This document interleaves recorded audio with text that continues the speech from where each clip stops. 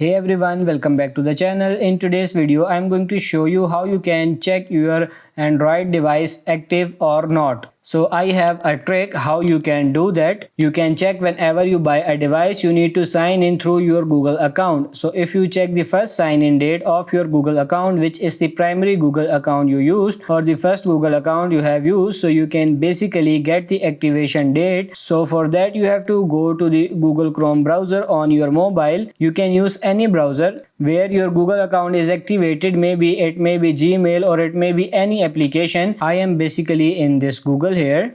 So just tap on the profile picture in the top right corner. Now tap on this manage your Google account. Now you can see there are a lot of options. Just scroll to the right and tap on this security. Scroll down until you see this your device section here. Tap on this manage all devices.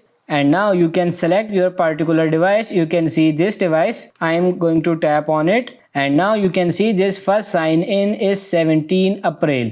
So that's where I bought my phone. So of course this is the date when your phone is active. So that's the answer that your Android is active or not. So that's pretty much it for this video. I hope this video was helpful. If it is, like it and subscribe to the channel. Thank you.